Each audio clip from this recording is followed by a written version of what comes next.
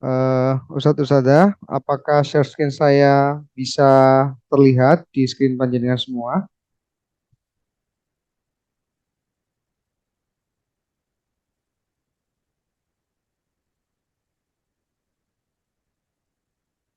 Oke, baik. Kita mulai ya. Bismillahirrahmanirrahim. Assalamualaikum warahmatullahi wabarakatuh. Alhamdulillah, summa alhamdulillah, wala hawla wala quwata illa billah. Asbahna wa asbaha mulku lillahi walhamdulillah la syarikalah. La ilaha illa huwa wa ilaihin nusyur. Asbahna ala fitratil Islam wa ala kalimatil ikhlas wa ala dini Nabi Muhammadin sallallahu alaihi wasallam wa ala millati abina Ibrahim hanifa wa ma kana minal musyrikin amma ba'd. Makan es bikin batuk. Batuknya sungguh lama. Terlihat teman-teman siang ini sudah mengantuk. Tenang, presentasi tidak akan lama. Cakep, cakep.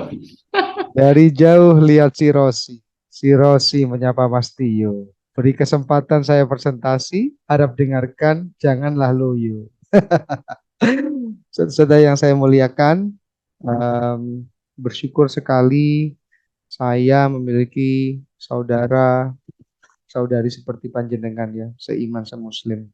Karena telah berkenan untuk memenuhi undangan saya dalam rangka diseminasi budaya positif dalam rangka aksi nyata modul 1.4 oleh saya sendiri sebagai calon guru penggerak angkatan 9.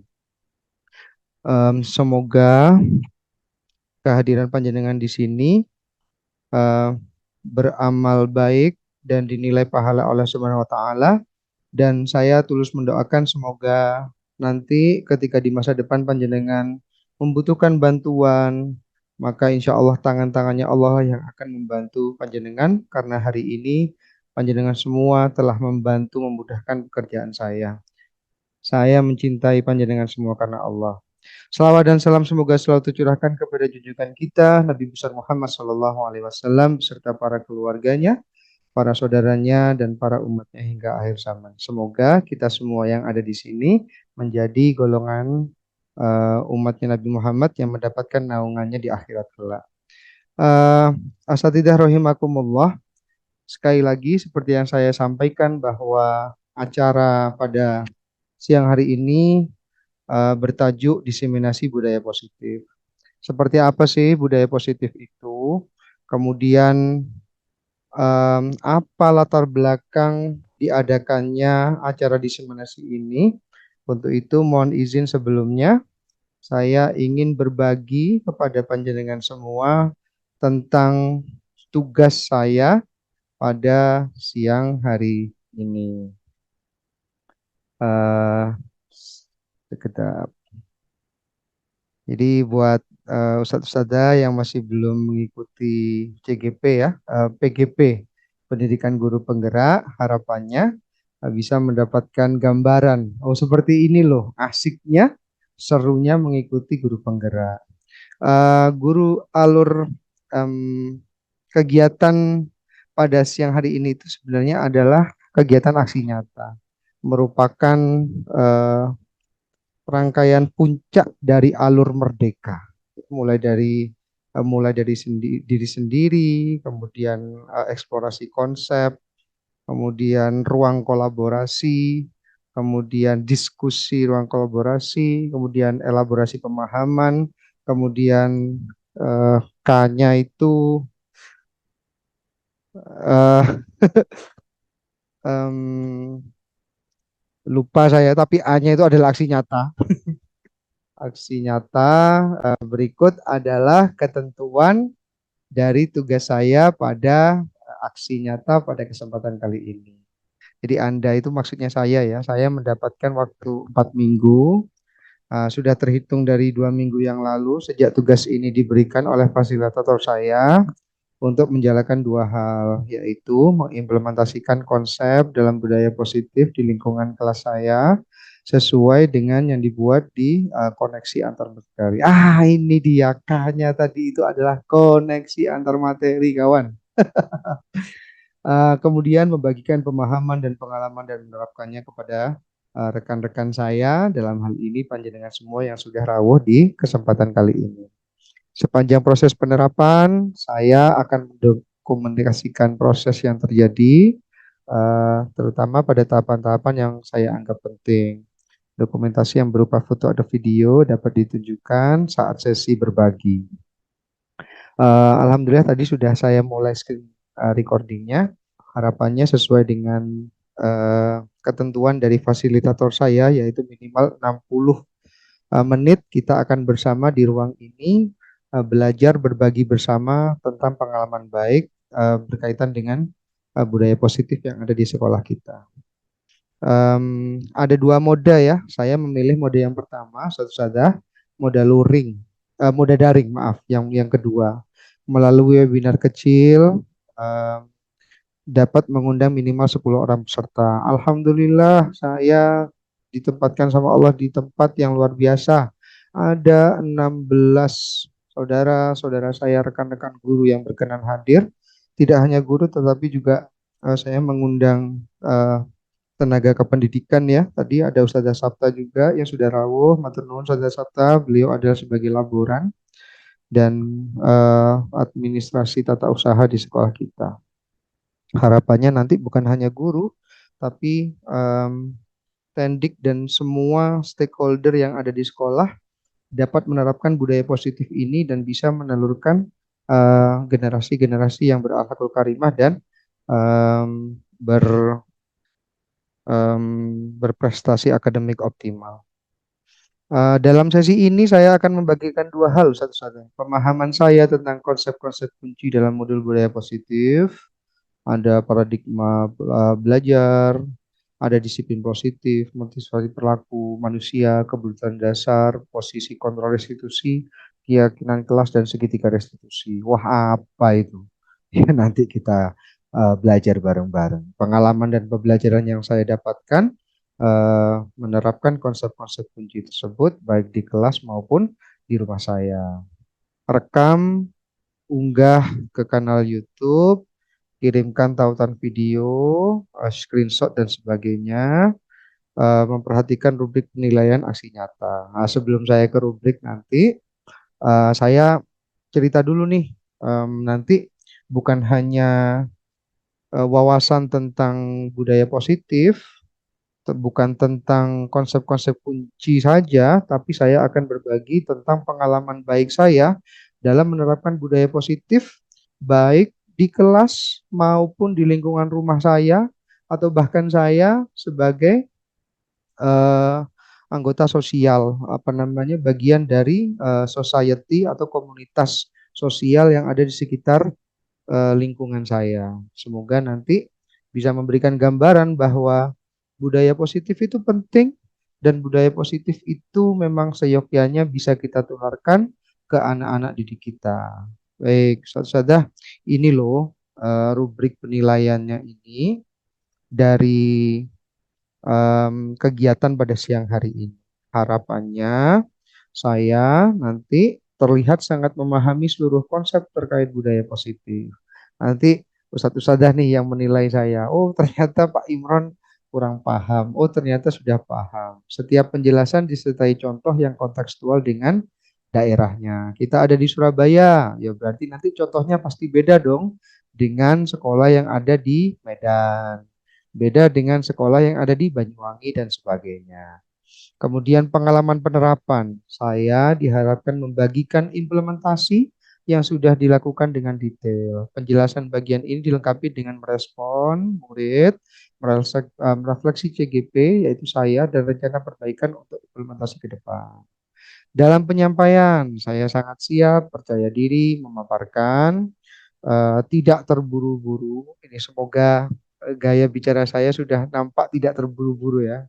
Dibikin santai aja. Dalam durasi antara 60 sampai 120 menit presentasi. Saya tidak mau mengambil yang kanan 120, enggak. 60 kalau sudah lebih dari cukup ya sudah. Karena kita sama-sama paham kita punya kesibukan masing-masing ya. Interaksi dengan peserta. Nah, ini saya harapannya nanti mohon bantuan partisipasi dari panjenengan semua Ustaz Ustazah. Dengan harapan saya nanti sebagai narasumber mampu menciptakan suasana yang nyaman sepanjang sesi dan mampu mendorong penjenengan untuk berpartisipasi aktif. Ya, jadi itu kira-kira nih ada pertanyaan atau tidak kalau berkaitan dengan rubrik penilaian dari kegiatan hari ini sama eh, juklak atau petunjuk pelaksanaan teknis dari kegiatan.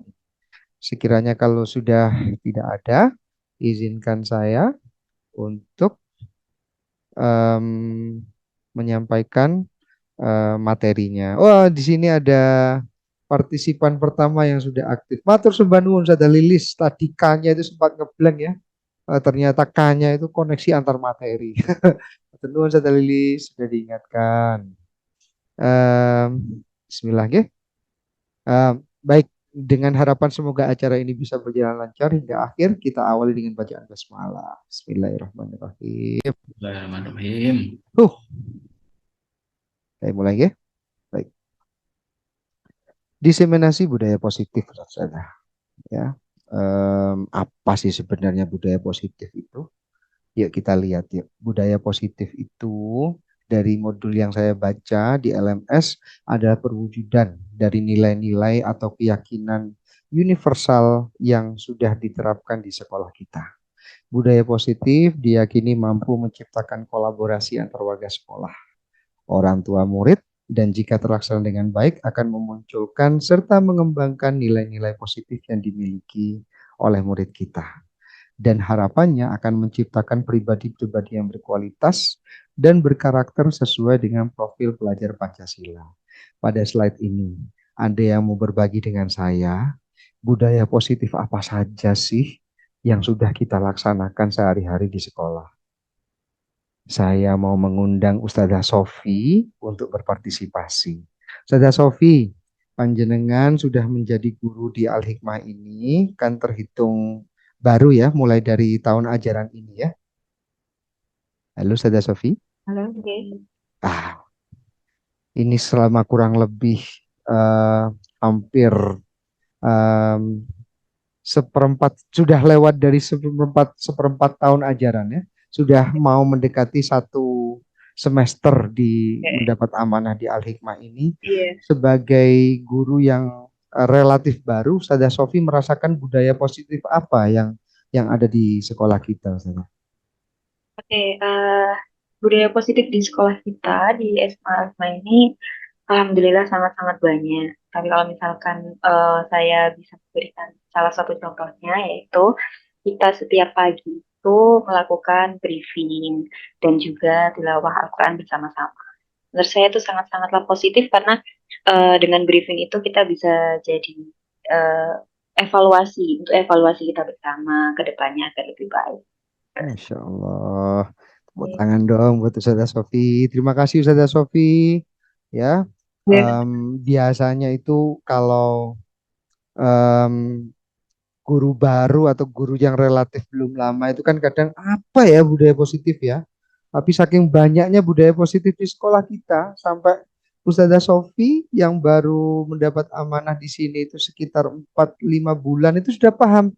Oh, sebentar. Kita memulai hari ya bekerja di Al Hikmah ini ngapain? Oh, kita itu ternyata datang jam 6.15, cek clock, naruh tas, bawa Al-Quran, turun ke ruang basement, kemudian kita tilawah pagi. Setelah tilawah pagi, kita melaksanakan briefing pagi. Briefing itu katanya Ustazah Sofi tadi bukan hanya mengevaluasi kegiatan kemarin-kemarin, tapi juga tadi em, akan disampaikan agenda pada hari itu, gitu kan? Dan biasanya ditutup dengan apa, Ustazah Sofi? Dengan istighfar biasanya ya. Dengan harapan semoga kita mendapatkan siswa-siswi baru di angkatan tahun depan ketika PPDB kita diminta sejenak 1 menit atau 2 menit itu Ustazah untuk istighfar dan berdoa itu. Ya, sekitar 1 sampai 2 menit. Ya, 1 sampai 2 menit berdoa, istighfar, Oke. berdoa semoga kita mendapatkan anak didik yang terbaik yang masuk ke lingkungan sekolah kita. Dan kemudian diakhiri dengan bersalam-salaman gitu. Dan itu rutin ya Ustazah ya. Ini bukan Oke, rekayasa, ini bukan saya mengada-adakan, tapi memang itu benar adanya terjadi di sekolah kita gitu Ustazah iya, Sofi ya. rutin setiap hari Oke, dilakukan. oke. Terima kasih Ustazah Sofi Oke, juga. partisipasinya. Oke. Barangkali ada yang mau menambahkan budaya positif apa nih yang sudah ada di sekolah kita? Monggo. Saya mau mengundang Ustazah Vina. Ini guru bahasa Jawa di sekolah kita. Ustazah Vina bisa dengar suara saya, Ustazah? Oke. Kok seperti boten boten masuk itunya audionya. Oke. Acungkan jempol kalau bisa melihat tangan, bisa mendengar suara saya, Ustazah Vina. Baik, terima kasih. Ustazah Vina, karena audionya kurang jelas, monggo saya mengundang panjenengan untuk berpartisipasi lewat chat. Ustazah Vina nanti tulis satu contoh mawon budaya positif di sekolah kita untuk nanti saya bahas bersama teman-teman di sini. Mungkin matur nuwun Ustazah Vina, ada yang mau berpartisipasi melalui langsung secara live ini, mau ngasih ide apa sih budaya positif? Ya, mestinya banyak ya.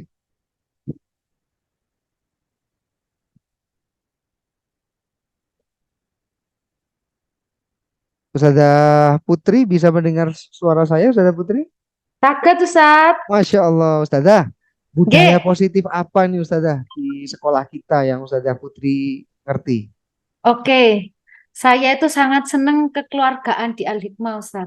Oh, Masya Jadi Allah. kalau ada yang sakit, ada yang apa ya butuh sesuatu begitu, itu gercep ya orangnya langsung tanggap, langsung membantu. Dan juga yang kedua itu saya senang ibadah saya di sini itu semakin baik. Jadi kalau waktunya sholat itu selalu diingatkan teman-teman untuk bersegera, bersegera, bersegera. Itu Ustaz menurut saya Ustaz. Alhamdulillah. Terima kasih Positif. banyak Ustazah Putri. Saya setuju banget.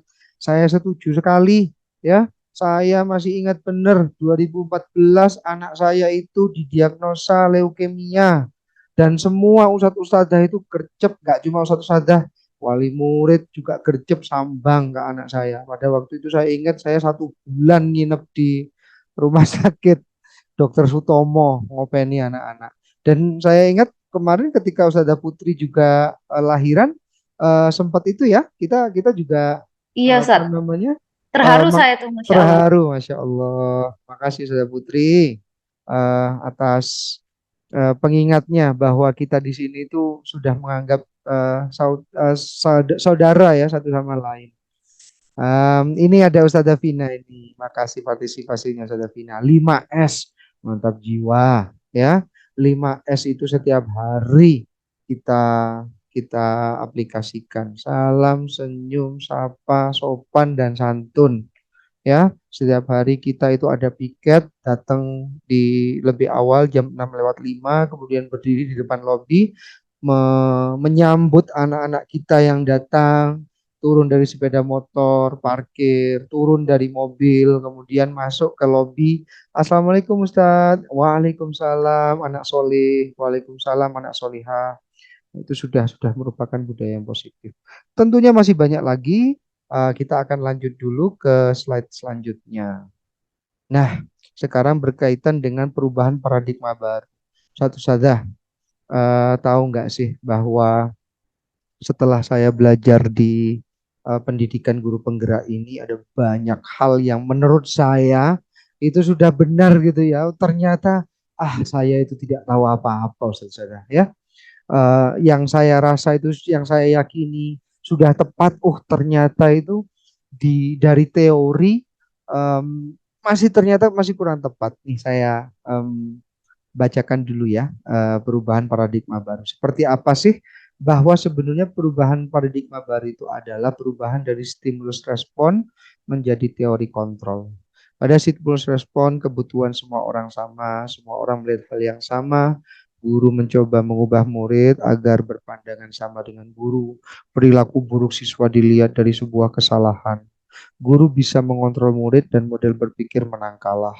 Untuk teori kontrol kebutuhan semua orang tidak sama, semua orang memiliki gambaran yang berbeda. Guru berusaha memahami pandangan murid. Perilaku buruk murid memiliki tujuan. Guru tidak bisa mengontrol murid dan model berpikir menang-menang. Intinya seperti ini Ustaz-Ustazah. Bahwasanya stereotip itu sudah tidak zamannya lagi diaplikasikan. Oh, arek ini aja nakal. Oh, anak ini sudah berkali-kali melanggar. Oh, anak ini wis tidak bisa didandan. Itu tidak bisa. Dan saya sekali lagi bersyukur saya berada di lingkungan yang baik, yang positif bersama panjenengan semua. Yang mana semenjak saya mengabdi di sini setahun 2010 hingga sekarang, dan saya yakin panjenengan semua juga setuju yang ada di sini, bahwa paradigma seperti itu memang sudah kita buang. Kita senantiasa diajarkan, dibudayakan untuk mencari benang merah akan sesuatu. Ada anak berkali-kali nakal, dilihat kira-kira apa, diusut gitu ya. Oh, ternyata ada permasalahan ini di keluarganya. Oh, ternyata ada permasalahan ini di lingkungan pertemanannya. Oh, ternyata ini dapat pengaruh kurang baik dari pergaulannya yang ada di luar sekolah. Oh, ternyata dia sedang ada ujian, ada ada ada cobaan yang besar di keluarganya. Salah satu keluarganya sakit eh, dan masih banyak lagi contohnya. Bahwasanya perubahan paradigma itu diperlukan eh, supaya anak-anak kita itu bisa terlayani dan dianggap jadi manusia yang seutuh. Nah, perubahan paradigma baru ini em, membutuhkan beberapa teori pendukung, Ustaz-Ustazah, ya. Beberapa teori pendukung. Nah, sekarang kita bahas dulu yuk teori-teori pendukungnya. Ada teori tentang disiplin positif. Makna disiplin itu cenderung diartikan sesuatu yang sifatnya itu bersifat patuh, ya. Nah, kecenderungan korelasi antara disiplin dengan kepatuhan itu yang seyogyanya diubah gitu ya. Oh, kok bisa? Nah, ini juga saya hal baru nih, ya. Baru dapatnya di CGP ini, ya, di PGP ini. Kecenderungan tersebut harus diubah. Sebagai pendidik kita harus menciptakan anak-anak yang memiliki disiplin diri dari motivasi intrinsik sehingga mereka dapat berperilaku dengan mengacu nilai-nilai kebajikan dengan apa yang kita, bukan dengan apa yang kita hargai atau pencapaian suatu tujuan ataupun menghindar dari rasa tidak nyaman. Jadi anak-anak masuk sekolah tepat waktu itu sepertinya perlu kita kaji ya. Kira-kira mereka datang itu alasannya karena memang ingin segera datang ke sekolah, mendapatkan layanan pendidikan sesuai dengan yang diinginkan dia sendiri, tidak ingin mendolimi orang lain, tidak ingin rugi waktu karena kalau terlambat nanti akan ada banyak perlakuan karena memang dia sadar ya, atau apa dia takut dihukum, apakah dia takut nanti akan dibawa ke BK. Nah, motivasi-motivasi um, internal dan eksternal inilah yang perlu kita gali dan kita lihat kira-kira anak kita ini mematuhi aturan itu apakah sesuai dengan motivasi diri atau masih perlu distimulus atau dirangsang dengan stimulus-stimulus dari eksternal. Nah, berbicara tentang disiplin positif ya, kita juga harus paham nih kebutuhan dasar manusia. Oh, ternyata Ustaz-Ustazah, manusia itu punya kebutuhan dasar gitu ya. Nah, seluruh perilaku yang dilakukan murid kita juga pada dasarnya memiliki tujuan tertentu. Karena manusia, murid itu juga manusia dan manusia memiliki kebutuhan dasar. Nah, kebutuhan apa saja sih? Yang pertama kebutuhan bertahan hidup, kebutuhan cinta dan kasih sayang, ingin diterima dihargai, kebutuhan penguasaan, ya, pengakuan, rekognisi dari orang lain, kemudian kebebasan, bebas memilih pilihannya, dan kebutuhan kesenangan untuk merasa senang. Saya yakin kita juga sebagai manusia pastilah punya 5 kebutuhan dasar ini ya.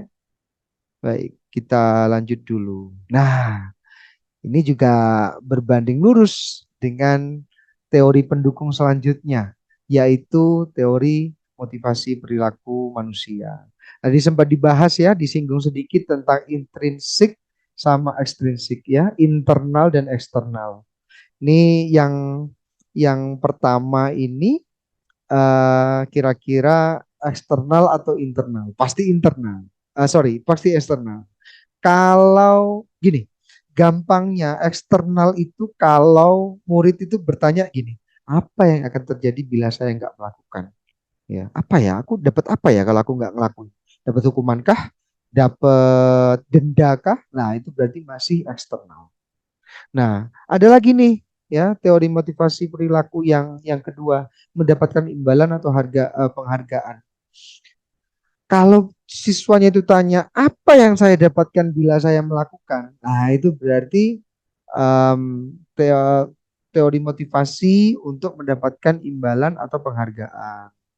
Nah itu juga masih masih eksternal ya. Yang pertama tadi takut karena hukuman, yang kedua memang mengincar imbalan. Nah yang ketiga inilah yang harapannya nanti anak-anak kita itu ngapunten bateri saya masih sudah bentar.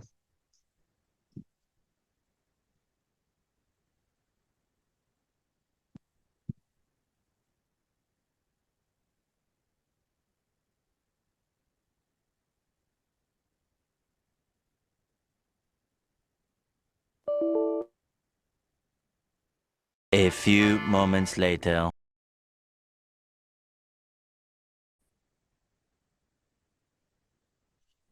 Baik, Ustaz ngapunten ada kendala teknis tadi saya terlempar gitu dari room karena saya lupa eh,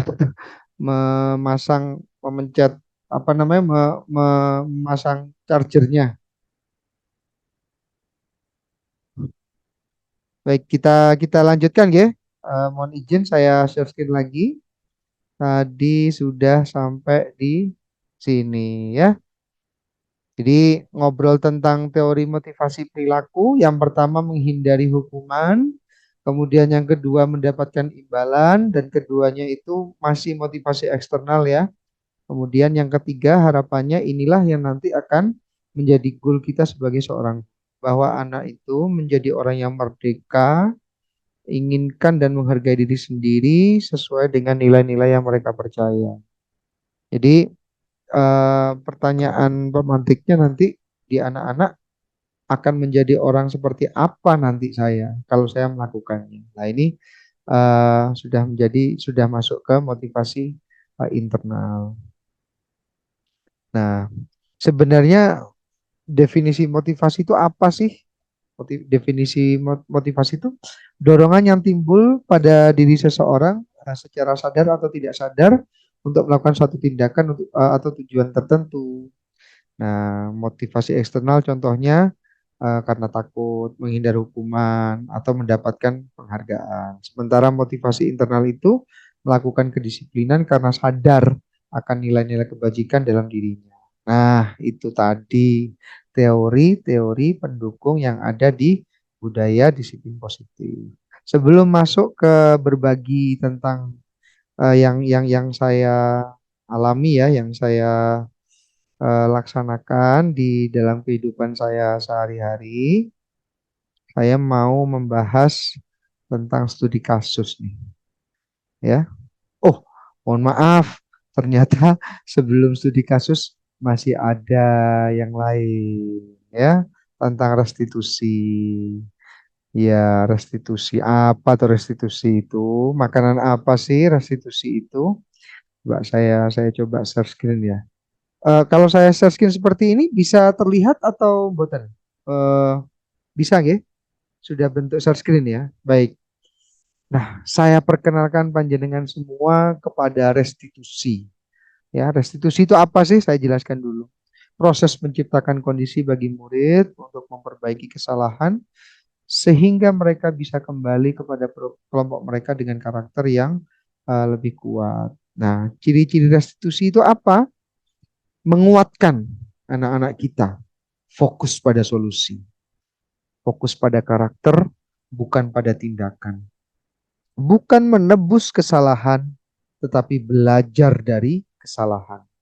Mencari kebutuhan dasar yang mendasari tindakan, memberi penawaran, bukan memaksa. Kemudian bersifat memperbaiki hubungan, menuntun untuk melihat ke dalam diri mereka sendiri. Sebentar, sebentar. Nah, perbedaannya apa? Hukuman, konsekuensi, restitusi. Ayo kita lihat nih, ya. Ada kasus murid datang terlambat ke sekolah. Kalau ngomong terlambat itu pasti kita dalam benak kita pasti sudah ada nama masing-masingnya. Si A, si B, si C. Ya. Ini ada murid nih yang biasa datang telat. Kalau kita memberi hukuman, maka bentuk perlakuan kita itu adalah menyuruh murid berdiri di depan kelas, itu contohnya. Atau saya atau kita itu marah-marah karena dia telat. Atau saya nyuruh murid saya nulis, saya tidak akan terlambat lagi sebanyak 100 kali. Itu adalah contoh hukuman. Ya. Nah, di atas kastanya hukuman ini masih ada kasta konsekuensi. Ya. Konsekuensi contohnya apa? Kalau misalnya mendapati anak-anak kita telat, saya memberikan konsekuensi berada di dalam kelas selama jam istirahat, misalnya untuk menggantikan jam yang sudah terbuang karena dia terlambat. Nah, kemudian bentuk saya tegas dan murid menghormati peraturan itu adalah bentuk konsekuensi. Nah, di kasta tertinggi itu ada restitusi, ya, perlakuan terbaik dalam mendisiplin positifkan anak-anak kita di sekolah itu melalui restitusi. Kalau kasus murid datang terlambat itu bentuk perlakuan terbaik kita sebagai pendidik itu seyogyanya. Yang pertama menanyai keyakinan kelas, ya, yang telah disepakati dan guru membantu menyelesaikan masalah. Nah, jatuhnya nanti murid itu akan terbuka, tidak defensif, tapi terbuka dan menghormati dirinya dan orang lain. Nah, masih berkaitan dengan restitusi ya. Sekarang kita lihat nih, ya, 5 posisi kontrol. Jadi teman-teman saudara,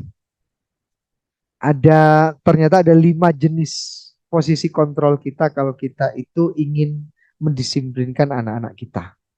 Kita mulai dari yang paling basic ya. Yang paling basic itu adalah penghukum. Risiko paling gampang saudara ya. Paling gampang menghukum. Kamu dari mana? Telat ay. Sini kamu. Ambil melotot-melotot melilik gitu ya matanya ya. Ayo push up 100 kali. Lari keliling lapangan 20 kali dan sebagainya. Itu penghukum. Kemudian ada tipe pembuat rasa bersalah. Kamu itu ya opo to lele. Nggak kasihan dah sama orang tua kamu. Orang tua kamu itu bayar SPP mahal-mahal. Ini sekolah swasta, bukan sekolah negeri. SPP-nya mahal, biaya gedungnya juga mahal. Kamu datang telat itu kamu dapat apa? Masa bayar SPP orang tua itu cuma hanya ingin melihat kamu dihukum kayak gini. Kamu juga ndak kasihan tak sama Ustadz. Ustadz itu dimarahi karena ndak bisa mendisiplinkan kamu. Aduh lah, dia tuh merasa terpojok gitu ya. Nah, ada di atasnya itu ada posisi pemantau. Ya, pemantau itu em, dia berwibawa gitu ya, berwibawa menanyakan aturannya apa. Jadi kayak membuat kualifikasi itu loh. Kamu salah ya, kamu tahu kamu sih salah ya. Apa yang kamu langgar? Aturannya apa? Lah sudah tahu kan? Itu dia tipe pemantau ya, meniteni ya, melihat kira-kira dia itu berhadapan dengan siswa yang melanggar peraturan mana, poin mana. Nah, ada lagi nih sebagai teman. Nah, kalau teman ini sifatnya kayak kita itu seumuran, kemudian ditepuk bahunya. Gimana tuh lele? Kamu itu Nggak kasihan dah sama Ustadz. Ustadz itu sudah capek-capek loh. Ngopeni kamu, nunggu kamu. Kok kamu balas dengan perlakuan terlambat kayak gini? Ya lain kali janganlah.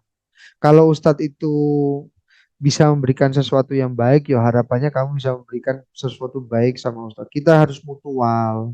Lah kayak gini kan berarti nggak mutual. Ustadz sudah baik sama kamu, ternyata kamu balas dengan air tuba, kamu terlambat. Nanti yang dimarahi kepala sekolah, ya Ustadz kayak kamu, kayak nggak bisa ngasih tahu kamu, kayak nggak bisa nasihatin kamu. Kamu suka kalau Ustadz itu dimarahi sama kepala sekolah, puas kamu. Yang kayak gitu itu posisi sebagai teman, memposisikan sebagai temannya sendiri. Dan yang tingkatan tertinggi adalah sebagai manajer. Nah, manajer ini punya senjata ya. Untuk menjadi posisi kontrol tertinggi yaitu manajer, kita perlu punya eh, senjata ya. Nah, senjatanya itu ini segitiga restitusi ya. Langkah pertama itu adalah validasi tindakan. Yang kedua, menstabilkan identitas. Yang ketiga, menanyakan keyakinan. Opo kui, makanan opo kui. Ya, yuk kita sebelum masuk ke sana, kita buka dulu yuk variabel-variabelnya ya. Tadi contoh itu ini ya, tadi ya, sebagai teman, pemantau, manajer, penghukum. Keyakinan kelas. Apa sih bedanya peraturan dengan keyakinan kelas? Nih, keyakinan kelas itu sifatnya positif, saudara ya. Sesuatu yang diyakini bersama berasal dari penyatuan pikiran menjadi nilai-nilai kebaikan untuk diturunkan di kelas. Kastanya itu di atas peraturan. Kalau peraturannya itu tidak boleh ngebut di jalanan, maka keyakinan kelasnya apa kira-kira itu? Ada yang bisa bantu saya? Ya, keamanan. Gitu ya, keamanan. Bahwa munculnya peraturan tidak boleh ngebut-ngebutan itu karena keyakinan kelas keamanan, safety, gitu ya. Kemudian tidak boleh datang terlambat ke sekolah, gitu ya. Maka keyakinan kelasnya itu adalah kedisiplinan dan sebagainya dan sebagainya. Itu adalah contoh keyakinan kelas. Nanti perlu kita pahami dan perlu kita yakini supaya apa? Supaya nanti kita bisa mengkonfirmasi ke anak-anak menanyakan keyakinan seperti yang dilakukan pada segitiga restitusi itu. Gitu ya. Yuk, sekarang kita studi kasus ya. Akan saya bacakan kasusnya. Guru matematika dan wali kelas 8, Ibu Santi, sakit sehingga tidak dapat masuk dan mengajar. Akhirnya dicarikan guru pengganti namanya Ibu Eni. Ya, Ibu Eni itu baru 2 tahun menjadi guru SMP. Beberapa murid perempuan, Vivi dan Natali, mengetahui hal ini dan menggunakan kesempatan dan bersikap seenaknya. Tertawa tidak mengindahkan kehadiran Ibu Eni. Bu Eni nyoba menyapa Vivi dan Natali dengan ramah sambil mengingatkan mereka untuk tetap fokus pada pengerjaan tugas. Ayolah, tugasnya dikerjakan. Nanti ibu ditegur kepala sekolah kalau tidak mengerjakan tugas. Ayo bantu ibu ya. Tapi Vivi dan Natali malah tertawa. Alah bu, santai wae lah. Mereka tetap tidak mengerjakan tugas dan malah mengobrol.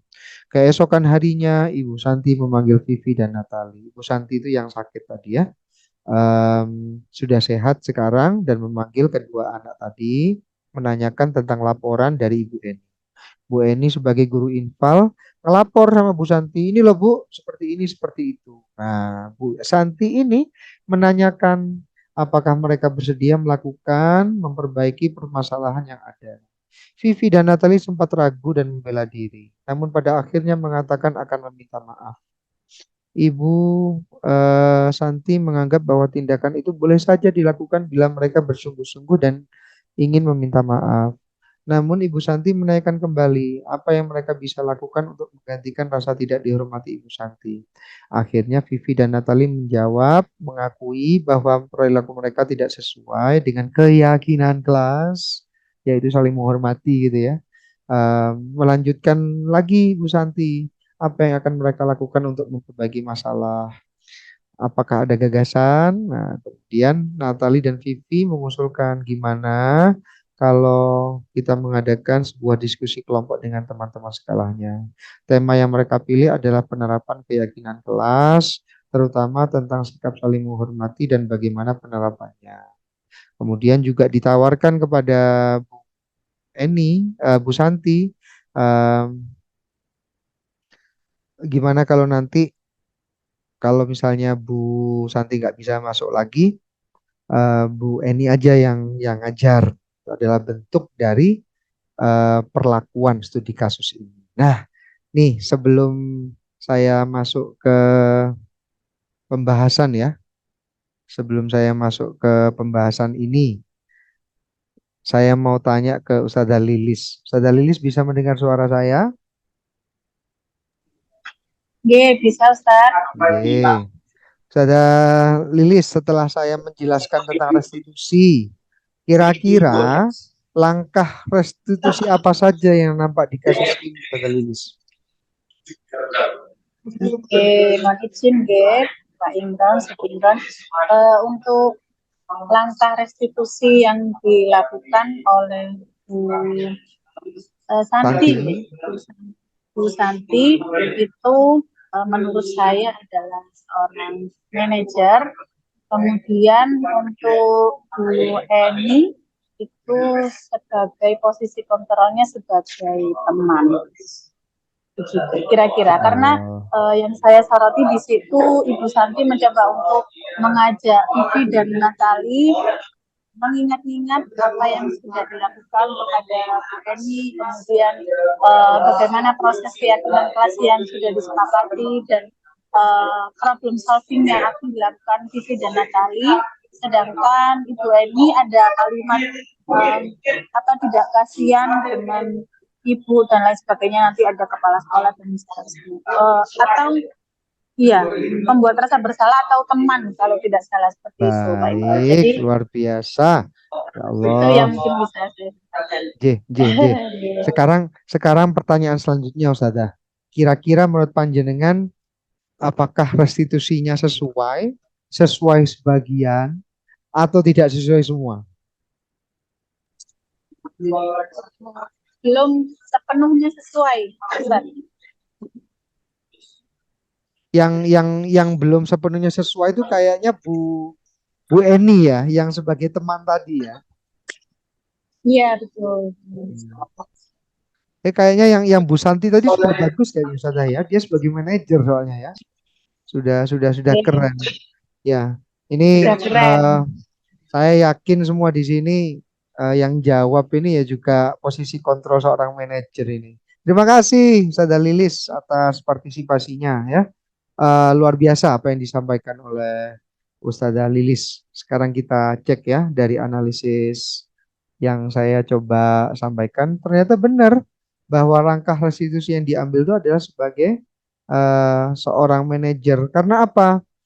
Em, Pertama, Bu Santi itu menstabilkan identitas, gitu ya, memanggil Vivi, menanyakan tentang laporan Ibu Eni, seperti ini ta, seperti itu ta. Setelah distabilkan identitasnya, divalidasi tindakannya, bahwa tindakan membuat senang, membuat bersenang-senang itu boleh saja, gitu. Dan boleh saja bila kamu mau minta maaf, tapi yang penting sungguh-sungguh, gitu. Memvalidasi tindakan.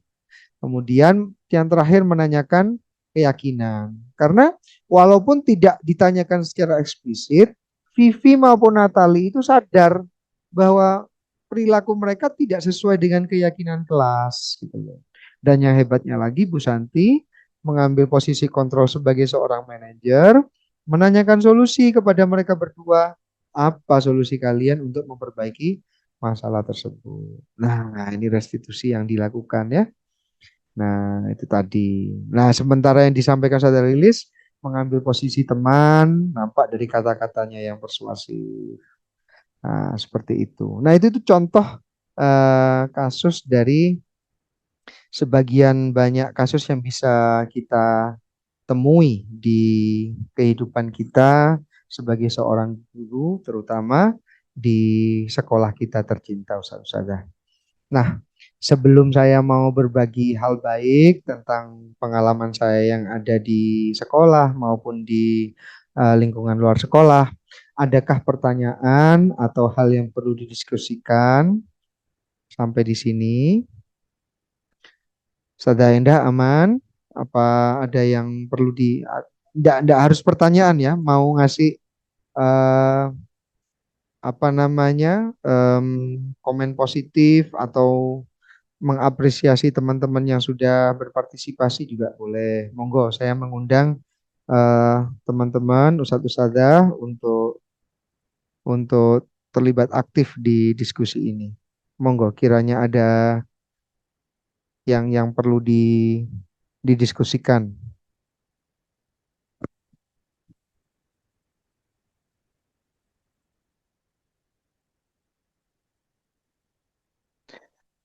Kalau belum, saya akan mencoba untuk share screen hal baik yang saya coba sudah lakukan ya berkaitan dengan eh, hal-hal baik atau yang kegiatan positif di kehidupan saya sehari-hari. Em, Share screen saya sudah bisa terlihat ya? Baik, baik. Foto pertama ini adalah foto saya berkegiatan di apa namanya pendidikan guru penggerak. Itu saya tidak tahu foto saya itu kok ya pas gini juga pas dingkluk itu yang men screenshot kebetulan bukan saya tapi teman-teman. Tapi pada intinya adalah saya di pendidikan guru penggerak ini belajar ya bagaimana bisa menjadi guru yang seutuhnya. Salah satunya adalah menerapkan budaya disiplin positif. Saya diberikan contoh yang baik oleh fasilitator saya untuk datang tepat waktu setiap kegiatan Vikol ya, em, mulai dari ruang kolaborasi, eksplorasi konsep dan sebagainya. Beliau adalah fasilitator yang luar biasa, tidak hanya menyampaikan tetapi mencontohkan juga. Nah, ini adalah salah satu bentuk kegiatan budaya positif juga yaitu Lokakarya. Di Lokakarya saya ketemu sama saudara-saudara saya, ada Pak Angga dari teman-teman kita di SMA Hikmah ya, Ustadz Angga ini ya. Ada Bu Ami, ada Bu Ami, Bu Nanda dan ada Bu Silvi.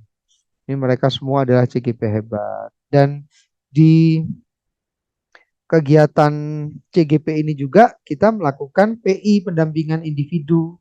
Jadi pengajar praktik saya hadir ke sekolah, kemudian memonitor kami para calon penggerak ini kegiatan apa saja yang sudah dilakukan, hal baik apa sebelum dan sesudah perbedaan antara sebelum mendapatkan pembelajaran modul ini dan setelahnya itu apa hal yang bisa ditingkatkan dan sebagainya. Itu adalah bentuk budaya positif bagaimana kita itu bisa em, menuntun em, dalam hal ini kita sebagai calon guru penggerak itu dituntun oleh PP dan kita itu berusaha untuk patuh gitu ya. Nah, ini juga kegiatan diskusi ruang kolaborasi ya di Alur Merdeka yang sudah dilaksanakan di pendidikan guru penggerak. Kita belajar tentang alur bagja di sini ya. Nah, sampai di sekolah saya meyakini ya bahwa em, ngomong-ngomong saya itu ada prakarsa perubahan ketika di modul 1.3 itu tentang bagaimana education beyond classroom, bahwa pembelajaran itu bukan hanya di dalam kelas, di dalam bentuk ruangan kubus yang berisi whiteboard, kemudian meja dan kursi, tapi juga di luar kelas. Nah, ini adalah salah satu bentuk saya bagaimana bisa menerapkan budaya disiplin positif ya, mulai dari senyum, sapa, salam santun dan sopan, kemudian berkolaborasi dengan anak-anak.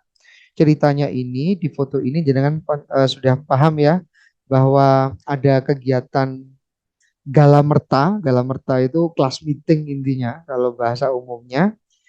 Saya diundang oleh anak-anak untuk menjadi wasit di kegiatan Galamerta, lebih tepatnya di cabang olahraga basket itu. Selain itu saya juga berusaha untuk em, lebih dekat dengan anak-anak ya. Ini adalah salah satu bentuk kegiatan buka bersama.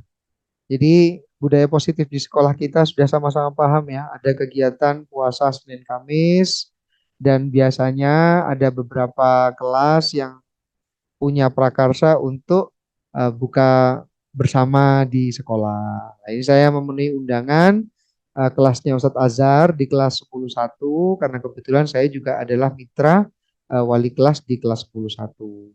Dan nggak cuma di 10.1, jangan kalau Pirso di sini ada anak 10.3 ya, ada Real, kemudian ada Aga, dan ada anak kelas 10 yang lain, nggak cuma dari 10.1. Itu menunjukkan bahwa eh, rasa kebersamaan persaudaraan mereka itu sangat ketat gitu ya.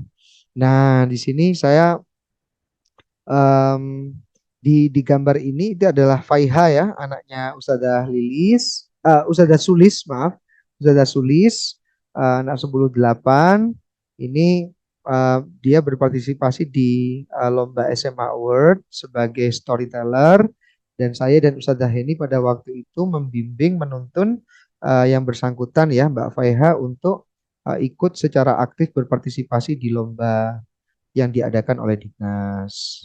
Nah, di luar sekolah, saya juga berusaha untuk em, tetap berkolaborasi, tetap menjaga hubungan baik dengan para alumni. Ini di gambar ini kalau yang paham ada beberapa anak alumni ya. Ada alumni angkatan 4, alumni angkatan 8, dan alumni angkatan 6, belum lagi anak kelas 10, angkatan 19 sekarang.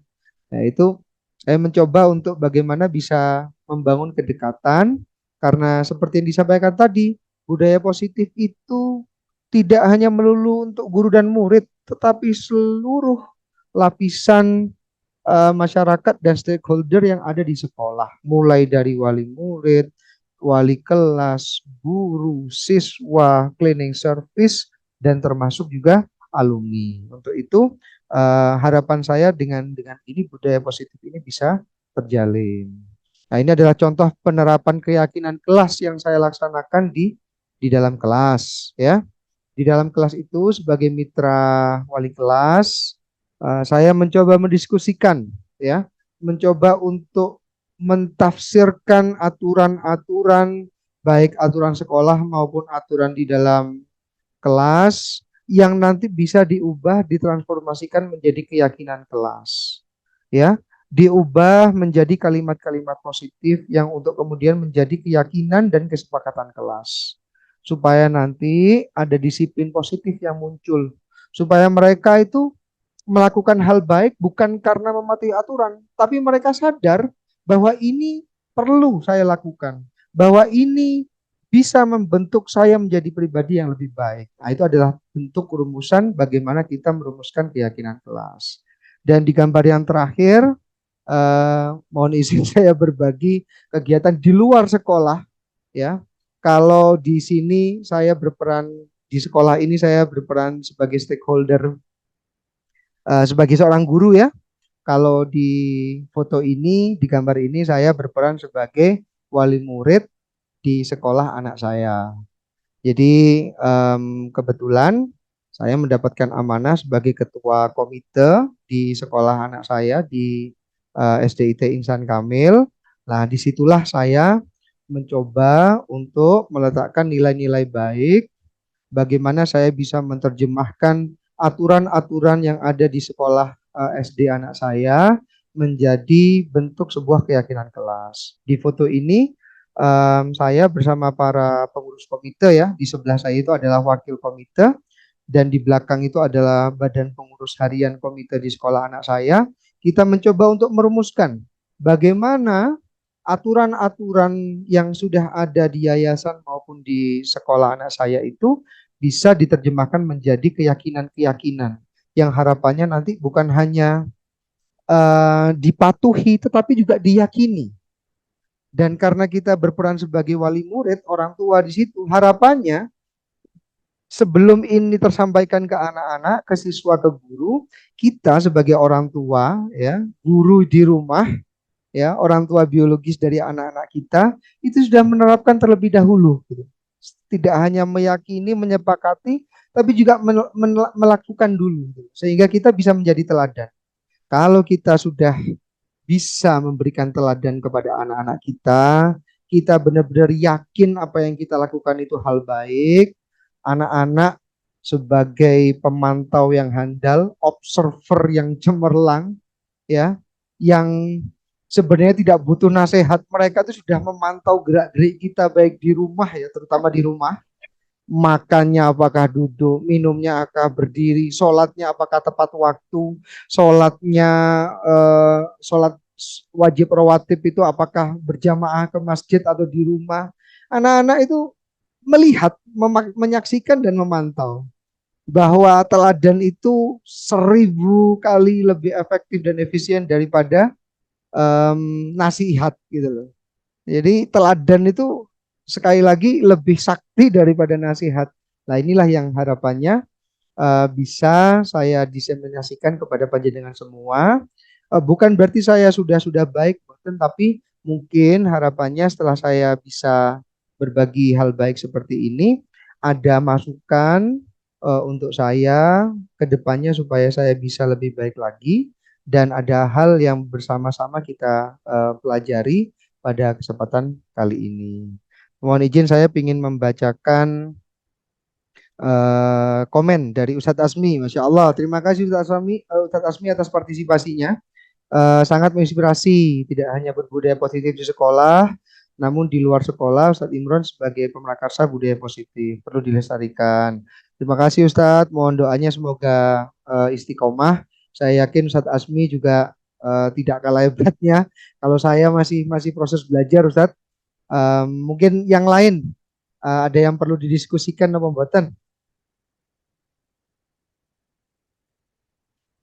Baik, kalau sudah tidak ada hal yang perlu didiskusikan lagi, saya rasa ini sudah melebihi waktu, ya, seperti yang sudah saya janjikan bahwa diseminasi ini saya mengambil waktu yang paling paling sedikit, ya. Tadi kan rentangnya itu antara 60 sampai 120 menit.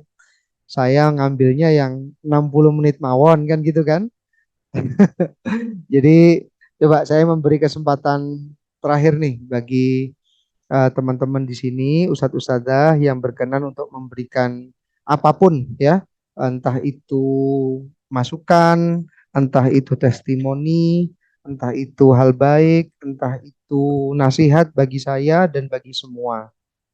Monggo, Ustadz Said, pripun Ustadz? Apakah saya perlu mendapatkan tambahan input atau mungkin Ustadz Nizar?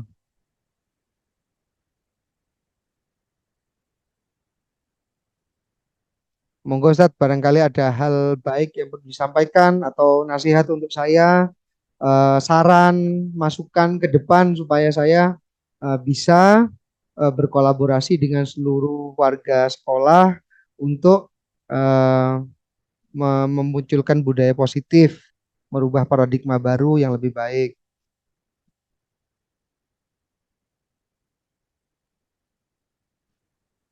Pripun? Ustadz Said bisa mendengar suara saya nggih? Nggih. Ustadz, pripun Ustadz? Saya dikasih nasihat Pak Ustadz, dikasih masukan sepatah dua patah kata supaya saya bisa hebat kayak Ustadz Said juga ini. Pripun Ustadz?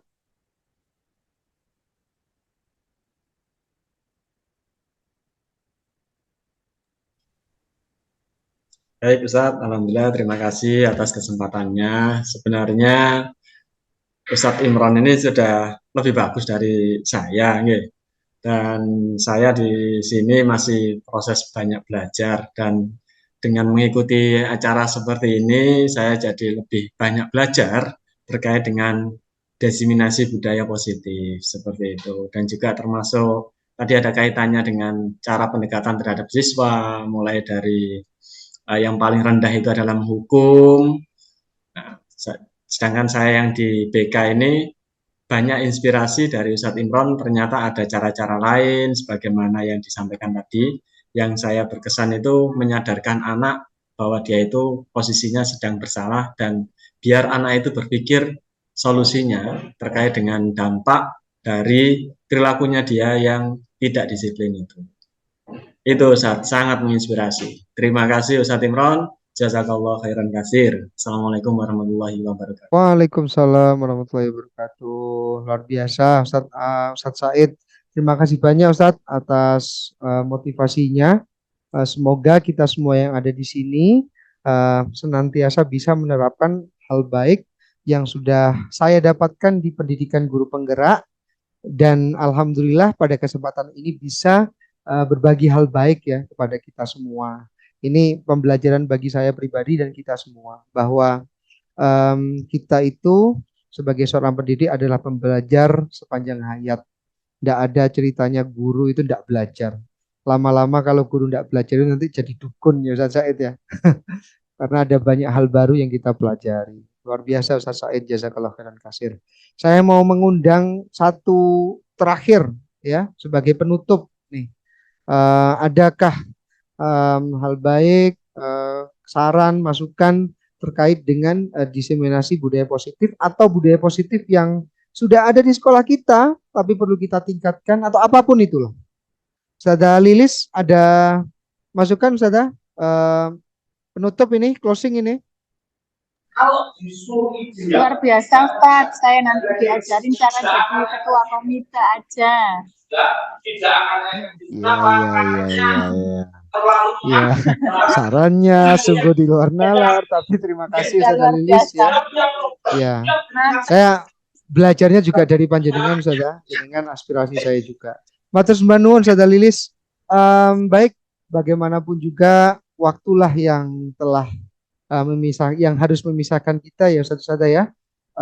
Sekali lagi terima kasih atas kesempatan panjenengan untuk bisa hadir di diseminasi saya dalam rangka aksi nyata Modul 14 ini. Izinkan saya untuk menutup kesempatan pada siang hari ini dengan Ustazah Sofi sudah senyum-senyum, saya mau pantun. Bunga mawar bunga selasih, warnanya cerah tiada duanya. Cukup sekian dan terima kasih. Terima kasih sudah tidak ada yang bertanya. Tepuk tangan untuk saya dan kita semua. Insya Allah. Terima kasih Ustazah. Kita tutup majelis ini dengan bacaan hamdalah dan kafaratul majelis. Alhamdulillahirabbil alamin. Subhanakallahumma wa bihamdik asyhadu an la ilaha illa anta astaghfiruka wa atubu ilaik. Terima kasih, mohon maaf. Wabillahi taufiq wal hidayah. Assalamualaikum warahmatullahi wabarakatuh. Waalaikumsalam warahmatullahi wabarakatuh. Monggo saya persilahkan Ini. untuk meninggalkan ruangan dan persiapan sholat asar. Mohon Pak Imron. Assalamualaikum. Matur sembah nuwun. Pak Imran ilmunya. Matur sembah nuwun.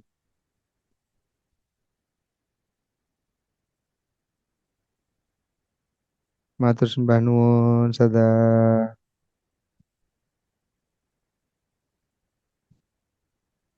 Mohon izin saya matikan nggih. Matur sembah nuwun Ustadz Eko, Ustadz Maksum.